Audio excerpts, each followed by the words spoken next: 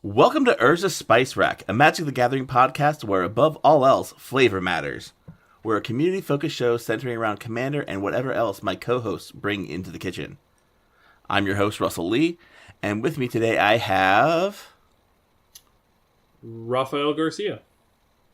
Welcome! This is the first episode, so it might be a little hinky. We're getting things situated out, but this is my third attempt at doing a show, and I think this might be the one that sticks as the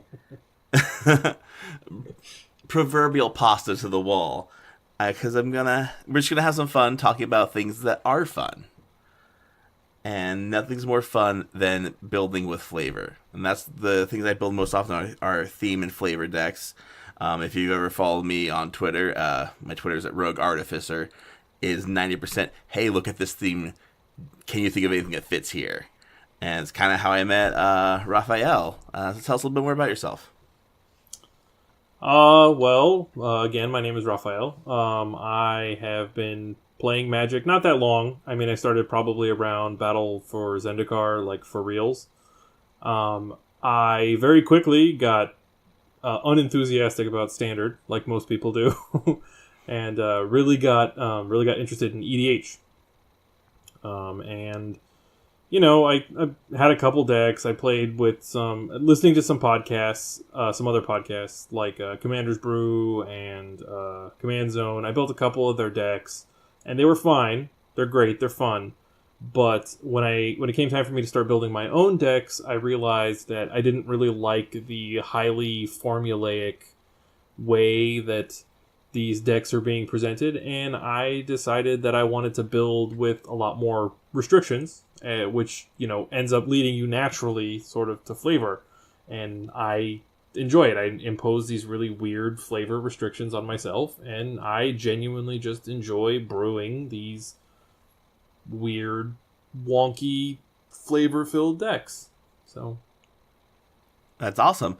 And that's ultimately the only reason I started thinking about this show specifically is because I love the Command Zone. Don't get me wrong. I've been listening to them forever. Josh, Jimmy, and even DJ filling in for Jimmy. They are awesome people with really great insight, but I find that a lot of what they're talking about doesn't speak to me as a brewer, as a player, because it's not what I'm looking for. I'm not looking for ways to make my friends cry for mercy in 15 turns. I'm not looking for ways to just shatter the hopes and dreams of people trying to build their battleships. I am looking for ways that people go, those are cards that exist. They're in this deck, and I have no idea what is going on.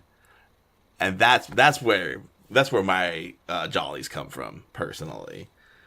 no, exactly. Some of my most favorite episodes of that show are ones like where they had Wedge on and they were talking about just weird, atypical cards and all the color combinations that they loved.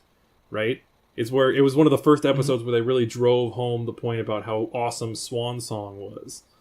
Right? Oh, absolutely. Or the episode where Sam was on with the staple remover. Yeah. No, those are great episodes.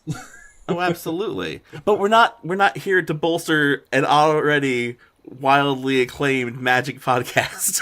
we're here to do our own thing. We're here to do our own thing, and by that, we're going to talk about what we mean by flavor. And so, in case you're coming in new, maybe you don't build with flavor in mind, or maybe you're thinking about it, but you're not sure what we actually mean when we say flavor, we're going to go into that.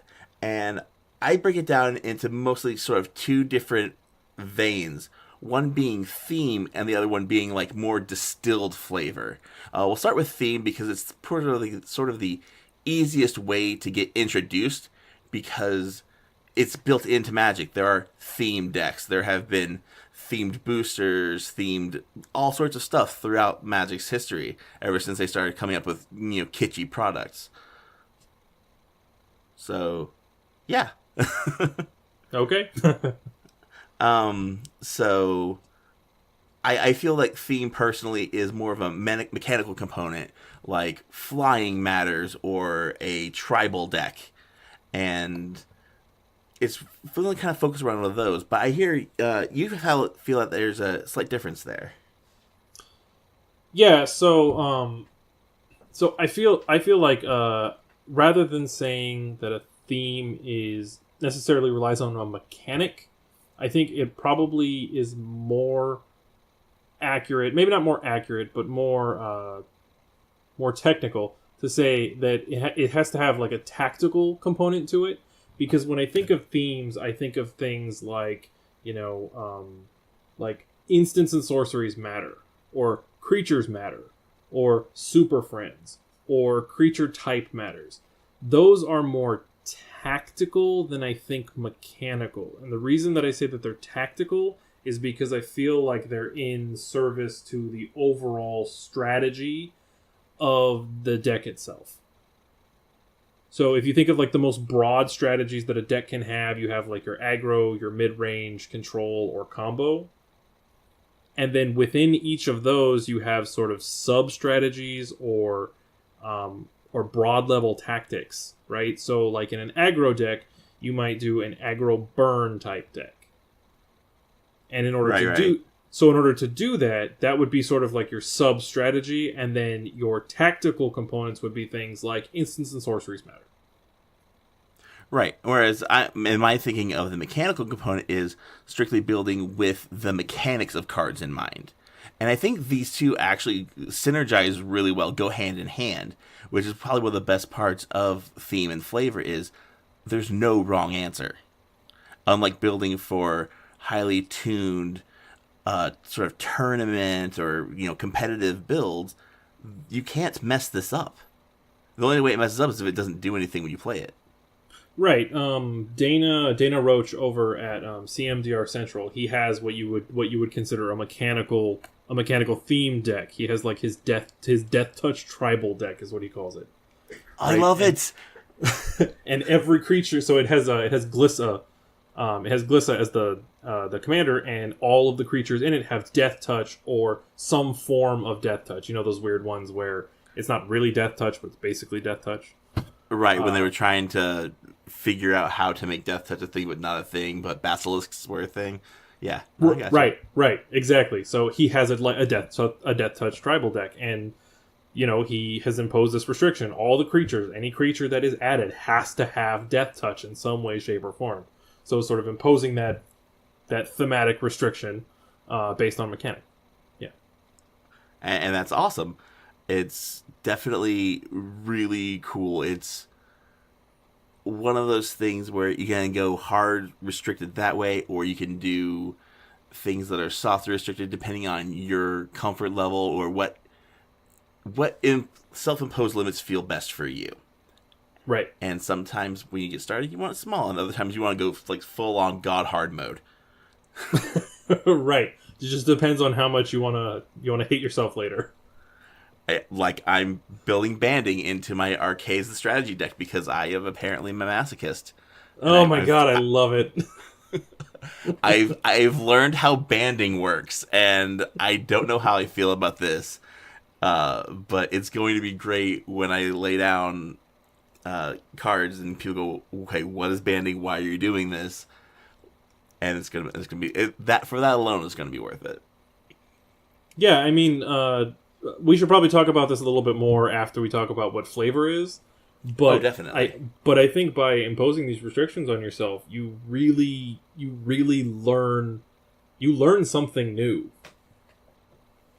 Like by imposing different restrictions on yourself in the way that you build, forcing yourself to build with a theme or a particular flavor in mind, you learn something new about the way that the game works, and you start to think about things differently. Absolutely. Plus, it helps you get out of, like we're talking about, staying away from staples and that Sam...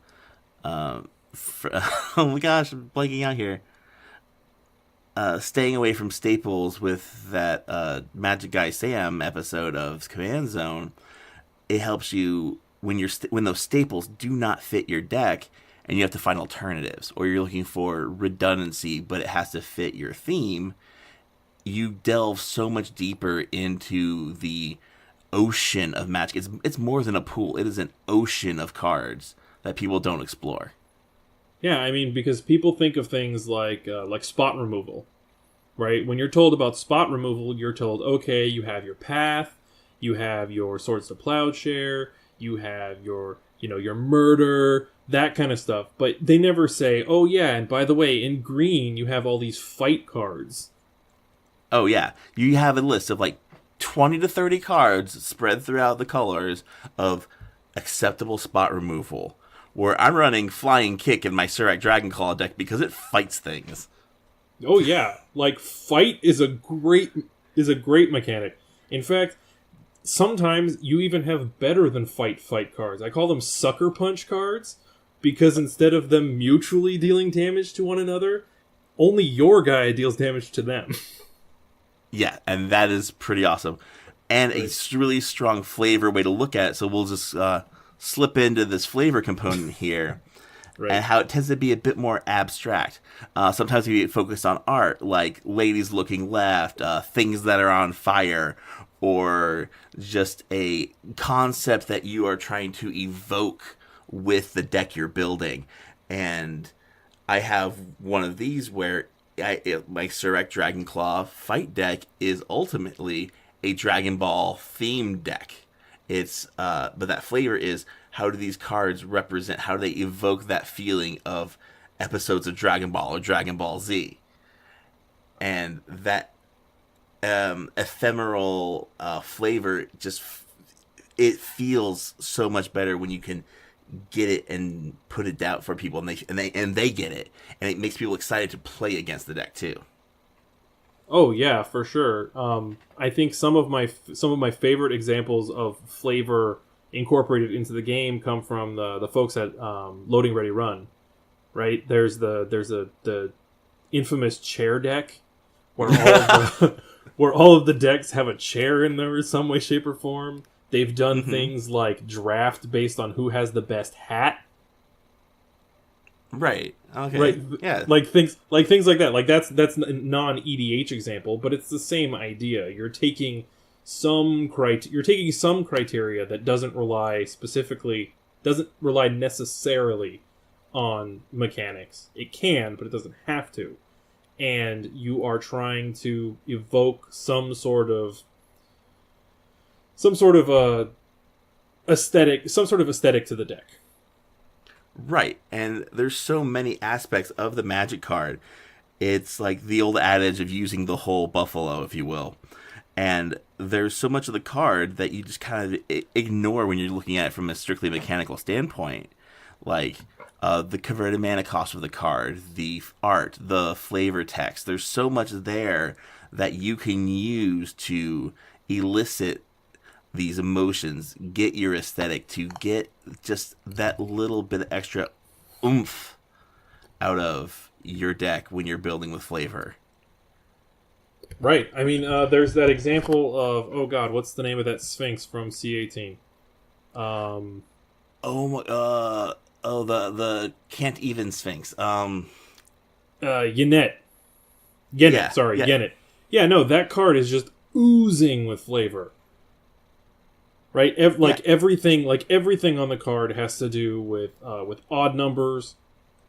It has an odd number of keywords. Right, they basically took every chance that they could to make it odd, and made it odd.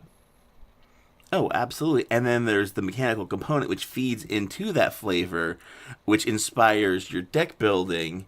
And then where do you use odd cost cards, and where do you use even cost cards? The riddle into itself of the Sphinx. Right. No, exactly. Yep. And go ahead.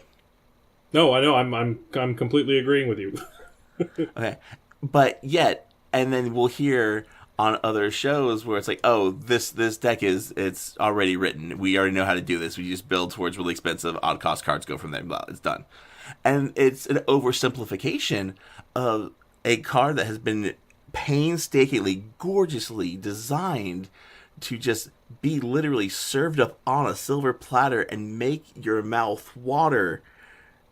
And I just, okay, cool, sure, we can just distill it down to play expensive odd cost cards. That's fine. I guess we could do that.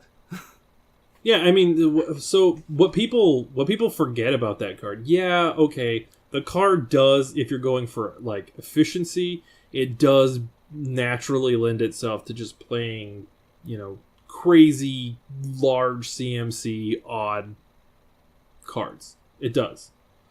But worst case scenario, that card lets you draw a card. So if you don't take sort of that optimal build route and instead take more of a flavorful route, now you can start doing things like you can add riddles into the deck itself, right? You can incorporate things like clues or investigate as a mechanic, right? You can incorporate that mechanic into your deck. And now all of a sudden, it's not just a card that lets you cast stupid big stuff. It's a card that lets you cast stupid big stuff, but also at the same time lends itself to almost a narrative within the deck, so that you are trying to investigate, get clues, and ultimately solve the riddle that this crazy Sphinx has posed to you. Hold on, I'm writing down notes for a friend's Sphinx deck I was helping her with, and she wanted it chock full of riddles, and this is really good. So I'm just going to get this down here. I'm actually doing something similar to this with Muldrotha. Nice. So everyone builds Muldrotha the same way, right? It's like, I'm just going to graveyard recur everything. Well, that's boring. It's boring for me. So I said, what can I do? And I tried really hard to come up with something like, horny tribal was one of my options. Like, just get a bunch of horn stuff and Gotcha. I was just making sure because Gwendolyn Corsi's a card, and there's a lot of stuff out there you could totally take in a different fashion. So. No. Actually, horned tribal, I guess, would be better. Gotcha. But I ended up deciding to go with Muldrotha. To me, sort of invokes this notion of like an ooze, like sort of an ooze that sort of has sentience to it. So I decided it's going to be Muldrotha, Secret of the Ooze. Okay. It's going to be loosely based on the Teenage Mutant Ninja Turtle second movie from the 90s, but so it's going to have like an ooze sub theme, which also works out with the mechanics because oozes have great abilities tacked onto them, and a lot of them you have to sacrifice them in order to get those abilities. So adding that in is gonna be just Value Town, right? So I'm gonna have the oozes. I'm gonna include some investigation because there's a secret. We have to try to discover this secret, find out what's going on. So Muldrotha, and the beauty of this is that I feel like by actually jumping with a flavor direction, you actually circumvent a lot of the problems that some of these decks have. So Muldrotha is a lightning rod commander. As soon as people see her, they're like, we have to get rid of this as soon as possible. Same. I built a Joyride of the Gitu Time Pirates deck. The deck itself is all about pirates and pretty much going through time. It is not your average Joyride deck where I'm going to suspend all the land destruction and some Maldrazi good games. But I know the instant I throw her up, it's going to draw so much ire because people are going to automatically assume it's your typical Joyride.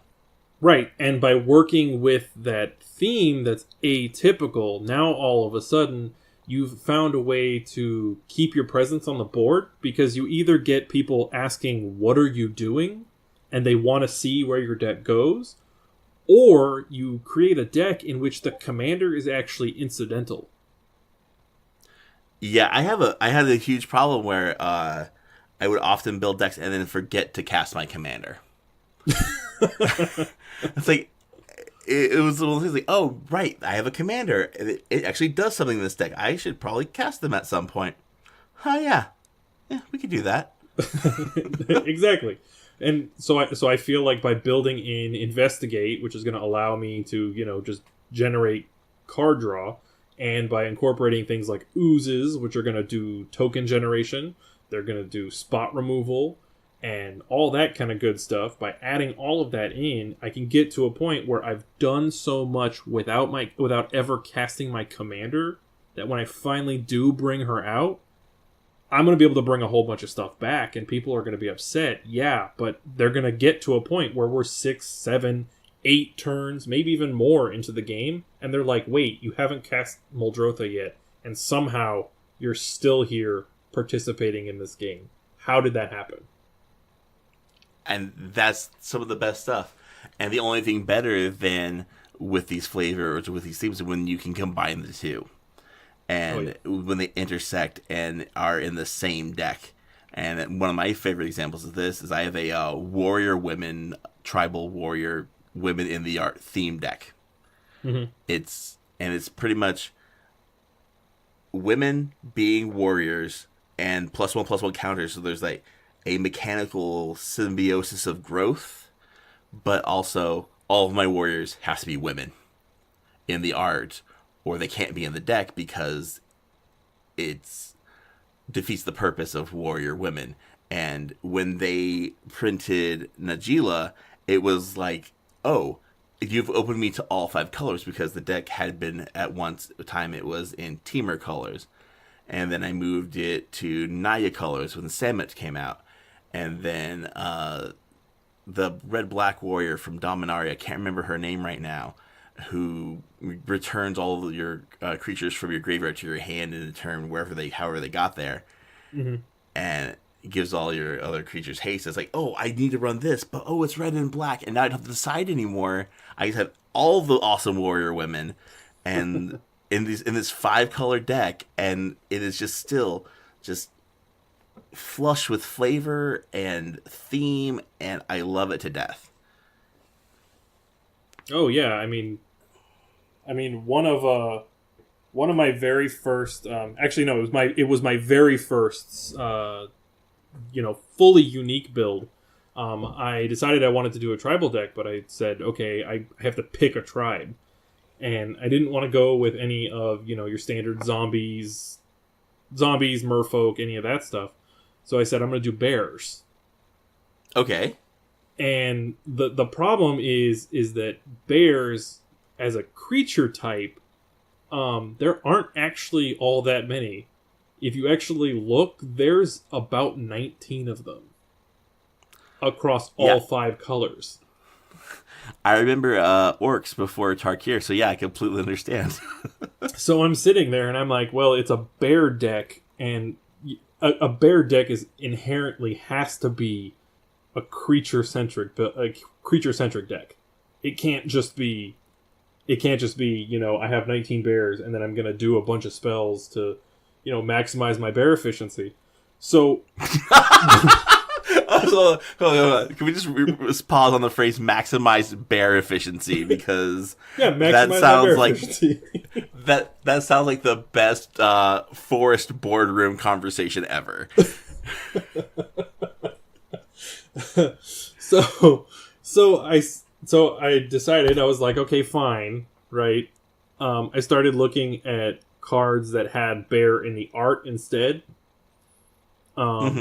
Because I said, well, if I open it up and I go beyond just, your standard bears, but instead I look at anything that has bear in the art. Now all of a sudden, things like Savage Punch, right? The fight card that depicts Surrak Dragonclaw punching a bear in the face. It is so good. Like it's a beautiful card. It's a beautiful piece of art. It's a great card because again, it's another one of those fight cards.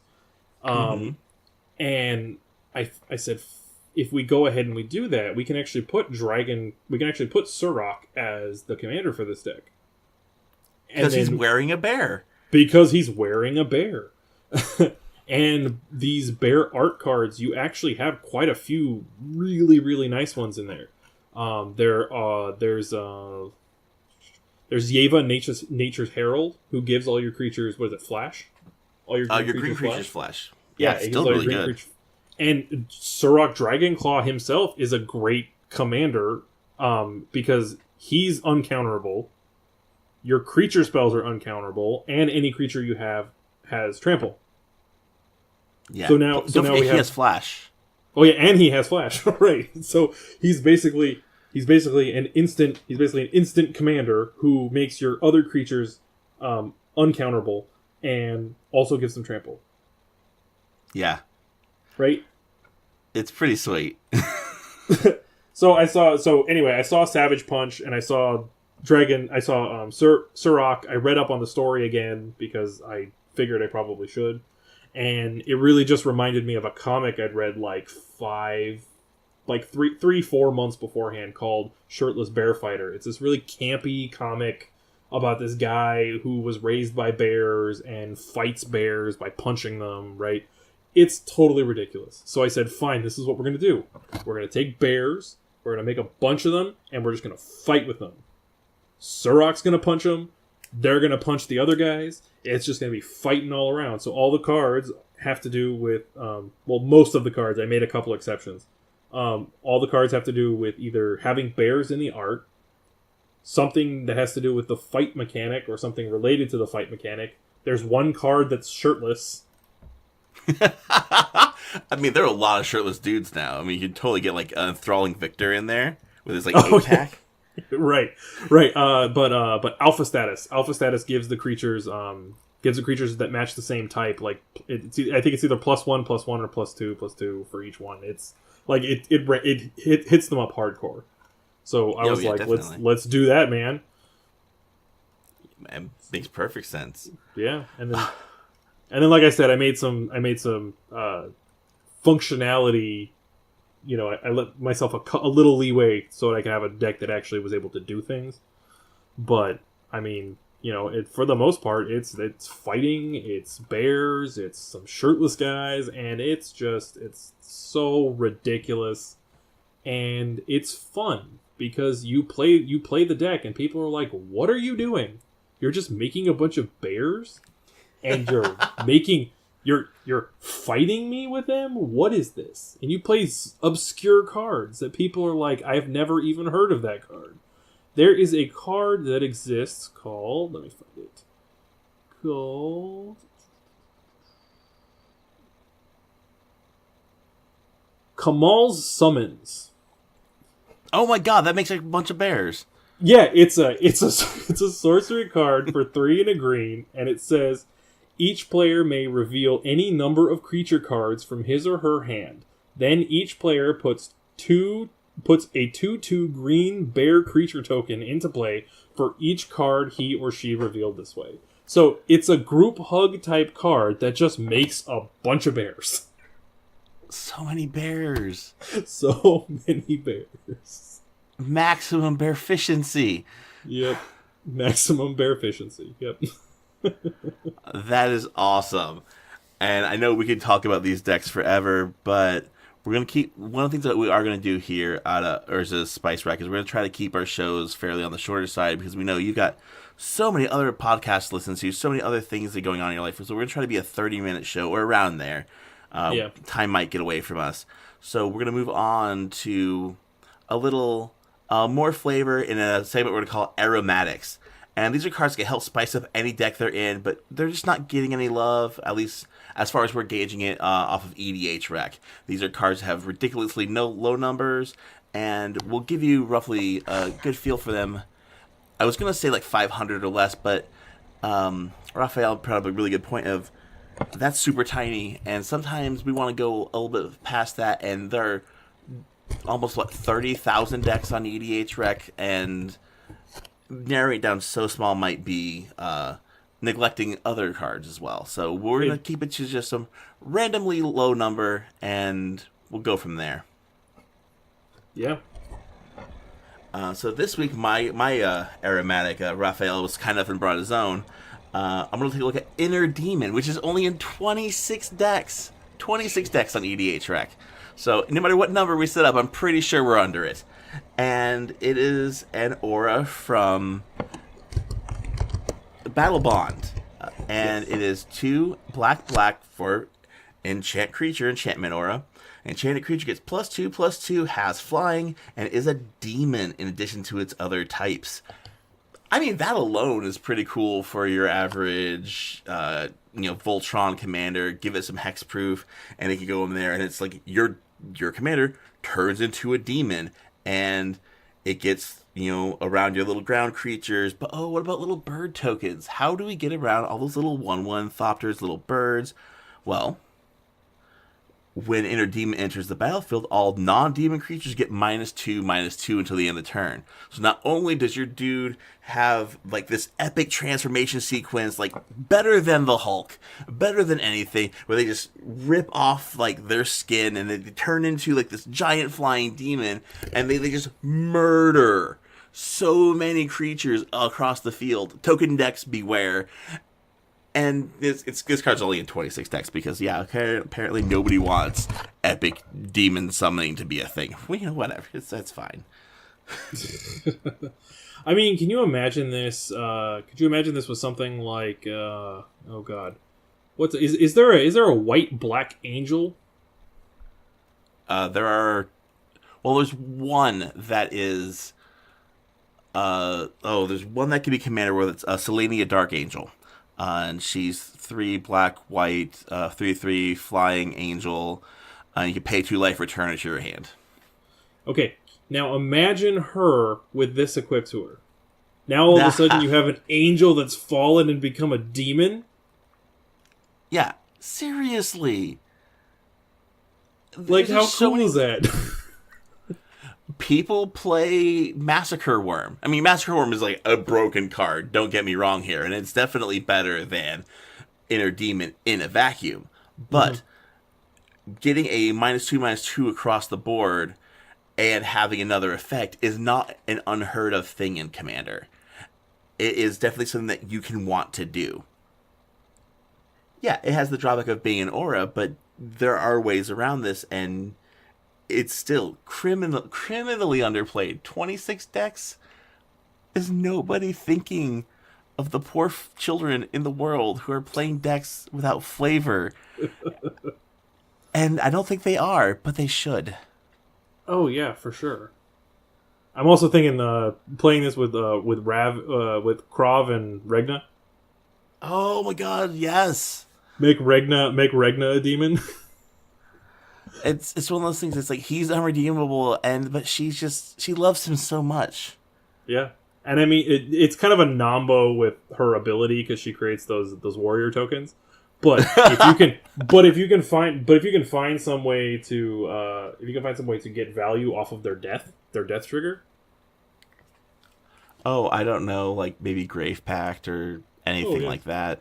Yeah, anything. Yeah.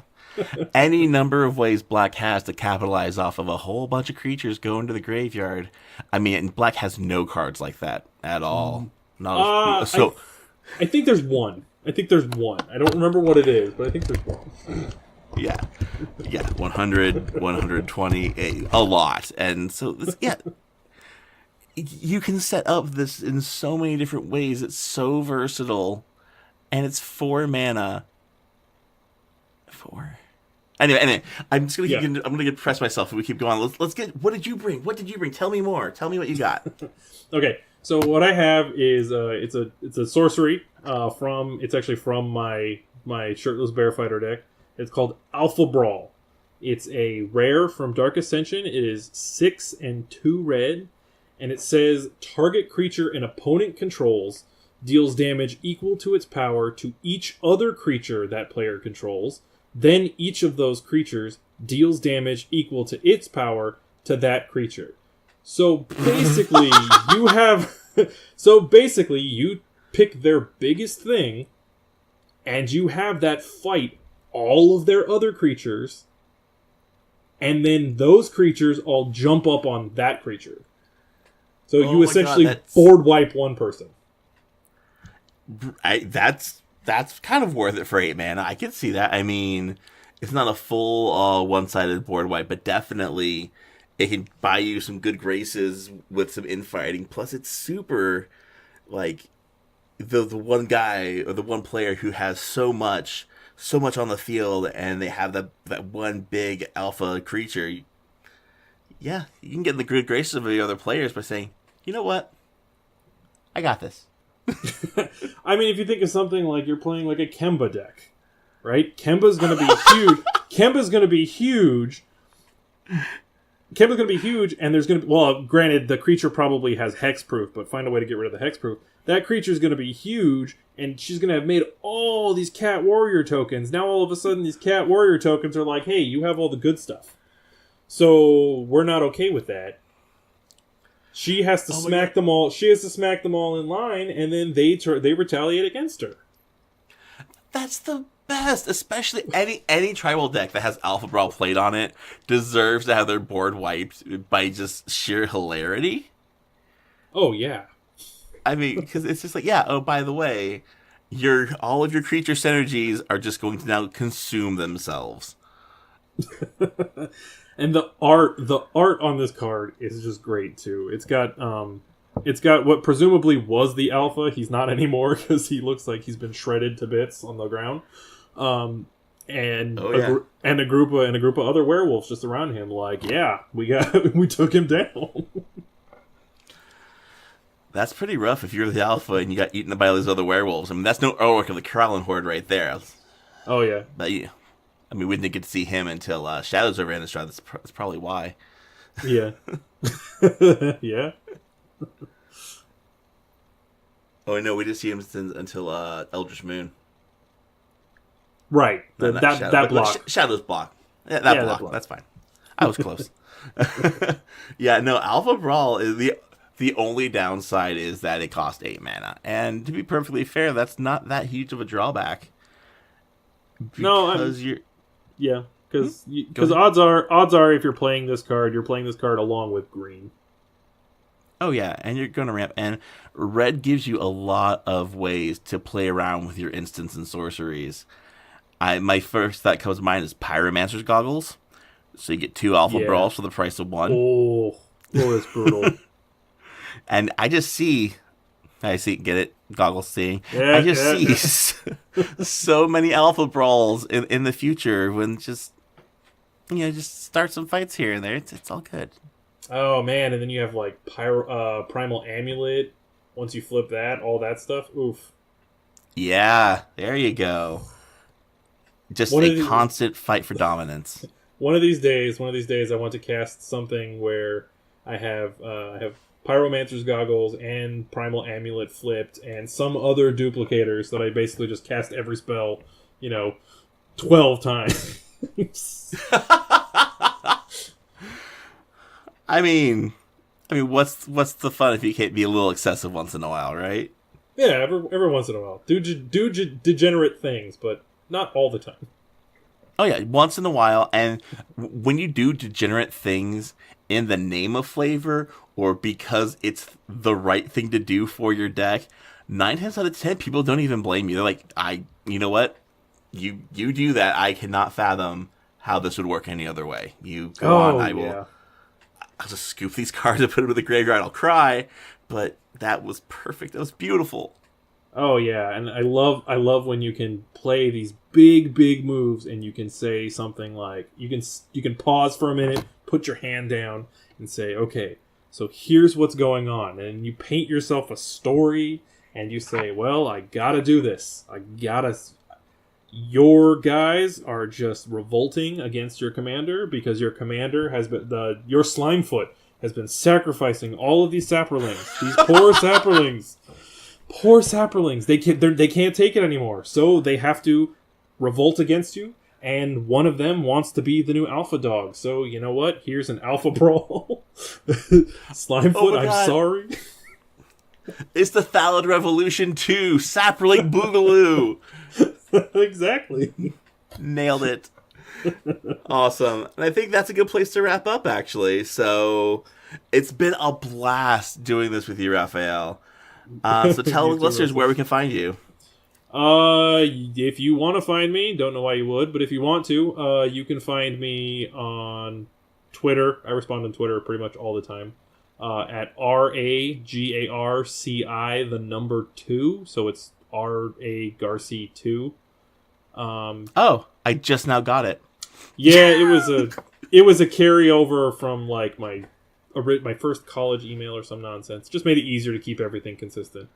I'm pretty much everywhere at that, so you can find me on Twitter at that handle. You can find me. I guess that's pretty much it. And then I'm randomly in the comment section of various videos for things like EDH Retcast or CMDR Central. Yeah, if you want to check out my deck list are on Tap Out under that handle RAGARCI2.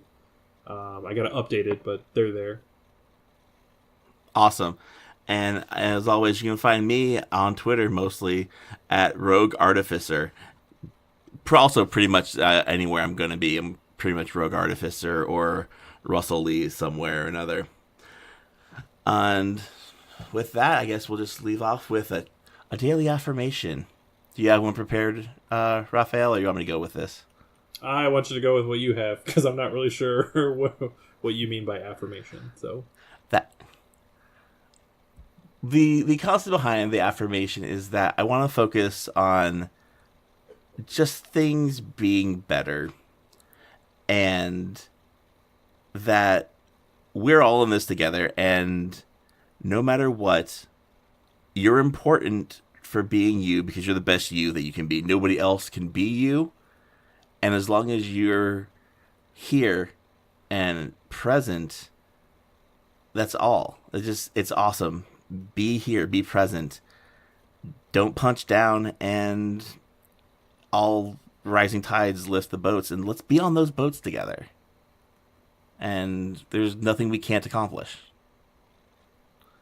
I promise they'll be better in the future, probably funnier, but for right now, let's just go with that. So moral of the story is build a boat deck? Yes, build a boat deck, and don't forget the high tide. And don't forget the high tide. Never forget the high tide, because that card is awesome. All right. And as always, Urza's Spice Rack is unofficial fan content permitted under the fan content policy. Not approved or endorsed by Wizards. Portions of the material used are property of Wizards of the Coast. Copyright Wizards of the Coast, LLC. All right, and that's the end of our show. Thanks for listening. Bye.